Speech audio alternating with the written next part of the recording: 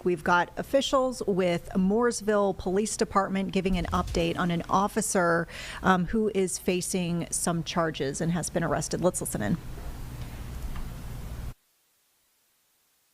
Right is Captain Corey Ciccarelli, who is the officer's commanding officer. So while conducting an audit of its license plate reader, the LPR system, Mooresville Police Department discovered an MPD officer accessed the system for personal reasons. As a result of this information, a criminal investigation into the officer's actions was initiated and subsequently revealed the officer accessed the LPR system 31 times for personal use. The officer was also untruthful about the reasons for looking up the LPR data. On August 5th, 2026, Officer Elizabeth Snowman was charged with accessing computers and was taken to the Iredell County Jail, where she received a $5,000 secure bond. So Flock and LPRs have been all over the news. This is frustrating and aggravating at the same time. But I know you're going to have questions, so we'll take your questions. Chief, can you clarify if Mooresville has these branded cameras or if these were accessed from use in another county? No, these are our cameras. Okay, and she was looking for activity in Mooresville town limits? Yes, she was looking for, so let me tell you what she was looking for. So she accessed the computers, the LPR cameras, to find information and track her boyfriend's ex-wife. So I take it by your reaction, that's not good, right? So that's what the genesis of this was, yes. Are there any discussions about any changes moving forward as far as implementing? Yeah, so let me, thank you for that. So let me address that. So the way the system is set up now is the officers have to put in the reason for why they're using the Flock cameras, like why are they tracking this vehicle. It's a standard drop-down list that Flock has a number of crimes or investigations or whatever. What we found on hers was that of the 31 that she had done, I think 29 of them just said a motor vehicle infraction. 2 of them were listed as burglary and robbery or something like that. And we also know that at least twice she accessed these cameras while she was off duty, which means she either sat in her cruiser in her parking lot and ran the plate again, or she took it in with her to her apartment and did it then. So moving forward, what we're doing on this is, in addition to what's in there, they're also going to have to attach a case number to this to give it a little more bite, to give it a little more. They're going to have to answer certain things, to put in another safeguard beyond what's already required by LPR, just so we don't, to say that we're not going to run into this problem. Listen, 6 months ago, I wouldn't have told you, I didn't even think we would be in this position. But it is what it is, right? And so what we want to do is, we have the safeguards that we thought were enough. Clearly they're not. So that's why we've added the extra safeguards that you just asked me about. What was the red flag in this instance? Was it her accessing cameras off duty? What kind of flag you got? So let me just tell you this. And again, here we go, right? I don't want to get too much into that because I don't think we're done yet, quite frankly. So we're looking at other ones. They could pan out to be nothing, but there's certainly ones that we're taking a secondary look at, a deep look at. But this one, because of all the little, there's a custody battle in play here, there's boyfriend, girl, with all the stuff that was going on, it was clear that we needed to address this one right away, and that's why we did it. But we're in the process. We could be back here in a couple days, to be quite honest with you. Hopefully not, but there's some that are going to beg a second look. Are you expecting additional charges against Snowman in this case? We think we have all the charges we're going to have. We don't anticipate any more coming from this. I mean, we looked at some other avenues Quite frankly, I'll be brutally honest, right? We looked if there was a stalking component because of the number of times. But it's under the laws in North Carolina, the victim has to be aware, she has to be in fear, things like that. That didn't rise to this level because she certainly didn't know about it. So, but we had those discussions about whether there was another charge, but there doesn't appear to be. What was the period of time that these thorough searches were done? So that one I'm not going to get into either, only because we have pending things. But you know, we're going to get into this a little bit, but it's almost when you and I talked about drones, right? And the concern about privacy and, you know, issues and are the police going to be looking at us through my windows and stuff, right? And I get it. And I told you then, it would be my same answer now. You know, we can only politicize so much, and we can't think of everything. And we try, and we think we have good safeguards, but at the end of the day, it's free will. And so, you know, if there's anything I've learned in all the years I've been doing this, is you can't protect somebody from themselves. All I can say is the same thing I told you during the drone interview. You know, we have the drones, and we place our flight logs, and they can see, and they can read the case, and they can know why they're up. And I told you then, and it's the same for this, the analogy is the same. But if we find out somebody's using it for nefarious reasons, they're not going to be here anymore. And listen, I know we're going to take a hit publicly on this. I get it. I think it's, what bothers me most about this is, you know, nobody's going to know who Elizabeth Snowman is 6 months from now. But what they're going to know, especially the people that believe that LPR should not be out there, is that this is another log on the fire for those guys to keep that flame going about why, and look at this, there's another cop abusing the system. That's what bothers me the most, that the people that use this stuff for personal gain, like she did, can't think past their nose on how it affects law enforcement. We've had these discussions globally. As some of you know, I sit on a board with the International Chiefs of Police. We've talked about this issue nationwide about and how the number of good things Flock cameras have done, LPRs have done, missing persons, finding missing kids. It's been a game changer for us, what we've been able to accomplish here. But it all goes up in smoke when you have cops like this violating the system. So listen, for the people that are going to say this is a reason why we don't want them, I understand that, and that's the travesty in this whole thing. That's what irritates me the most, because these LPRs have literally been a game changer, especially for this community. And it's just very, very frustrating. It's very, very frustrating for the officers on the street, because there's always that constant, are we going to lose, because it's in the news every day now, right, about whether or not they're going to take these LPRs away. And this just adds to it. When you said we could be back here, like, say, in a day or so because of these, there are other cases, are they involving other members of the police department? Yes.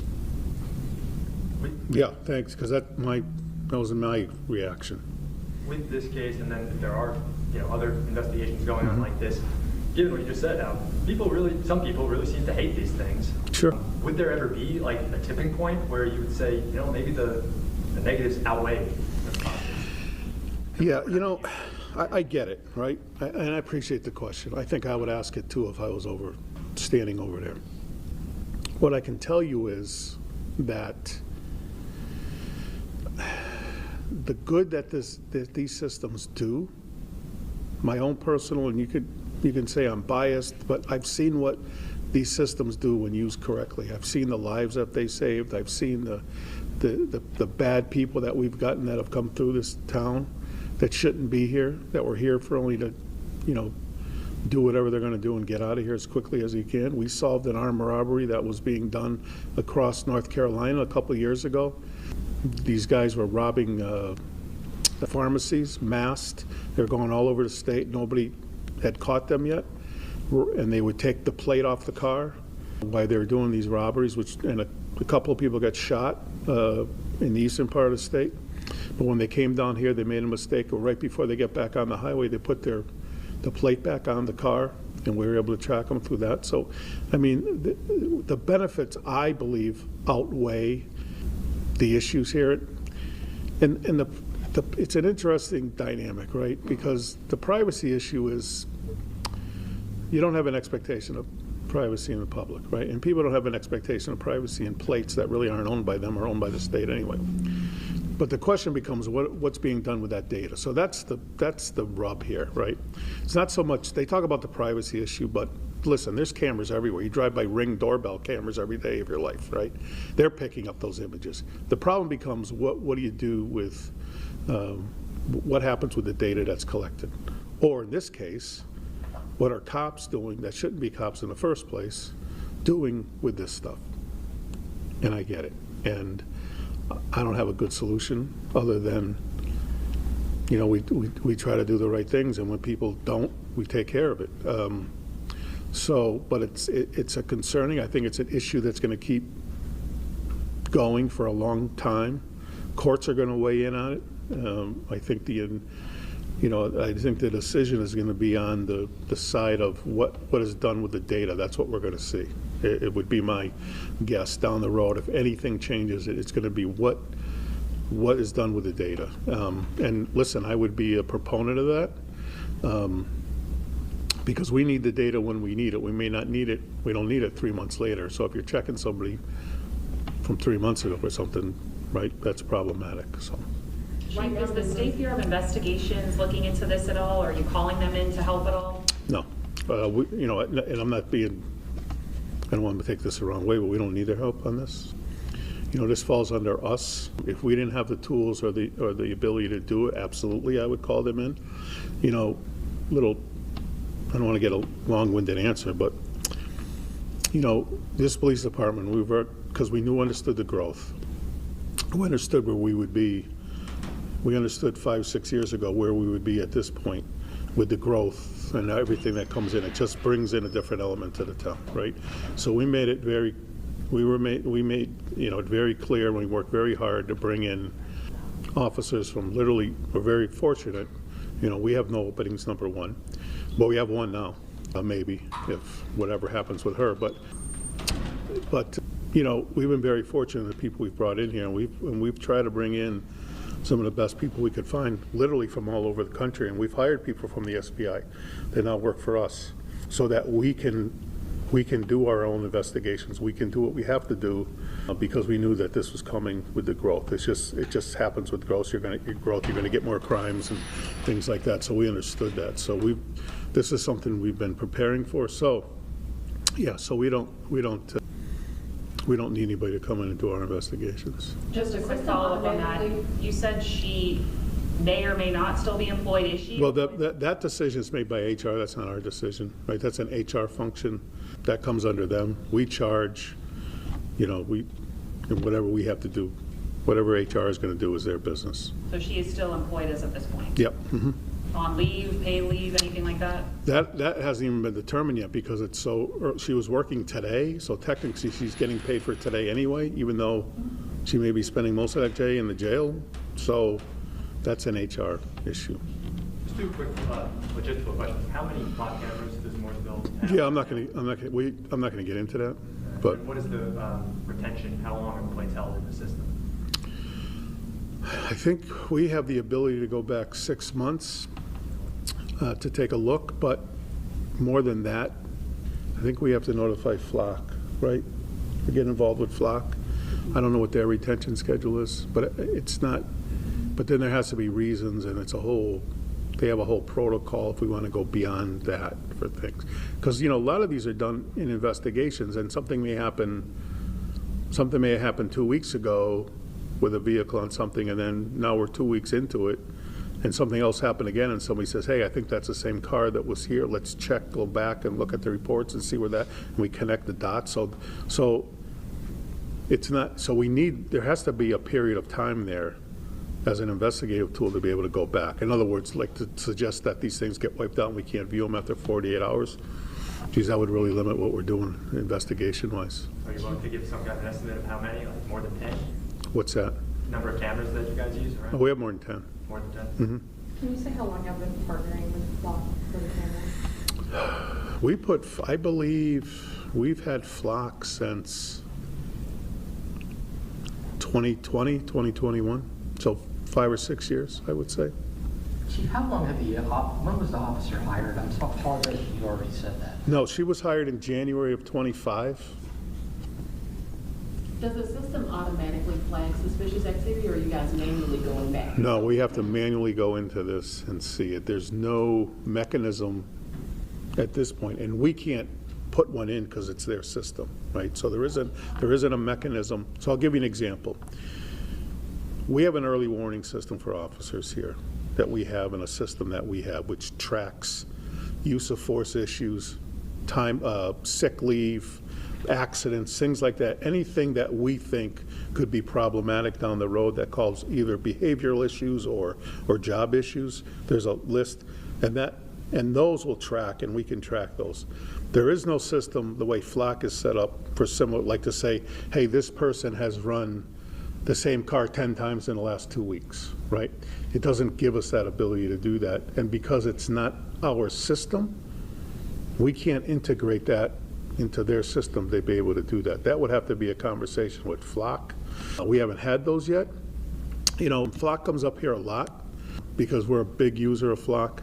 And so we've been talking about this, as those are discussions we probably should have down the road and see what the capabilities are for them to do something like that, to make it easier to track, because now it really is a labor intensive to get to what we need. Yeah, so if we could put in a system, like you mentioned, some type of early warning system, make it a lot easier for everybody. Chief, so 29 times she was on duty when she used it? Mm-hmm. Yes. Yes. Can you speak to how the department's feeling right now as one of your own officers misusing a system you feel is vital? So what I can tell you is I don't really have an answer for that yet because, you know, we haven't had a broad discussion, but I'm meeting with, it's her shift that's on today. It's her captain that's here. I'm going to go to the shift at the end of the shift and meet with this shift and the incoming shift at the same time tonight around 5:30 to have exactly that discussion and explain to them what's going on, and we're going to have a, you know, we're going to have an in-depth discussion about that. You know, I'll be able to judge, I guess, the temperature of the room when that happens. But I will tell you this, there's not going to be much of a conversation. I'm going to talk and they're going to listen. It's going to be pretty, that simple. So, yeah, it's not going to be much of a conversation. Chief, two questions here. First, what is your message to your officers that may currently be watching this live and say, man, I did that?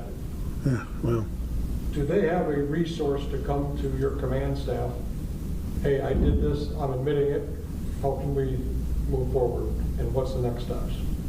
Yeah, if they want to come in and fall on the sword, that's fine. And then we'd have to have a real in-depth discussion about, we'd have to loop in the DA's office at that time about charges, and they may want to consult with attorneys before they have that conversation. And that was leading into my next thing. Have you had any conversations with any of the FOP or the PBA, anything on any of these officers? No. We haven't been made aware of any. But I think to your point, Dan, right? I mean, I think we would be living with our heads in the sand if we thought that wouldn't be a possibility. Now, how big a possibility is it? Who knows? I think it's always a possibility. This may ferret out more and people may get scared, and well, we'll deal with that when it comes up.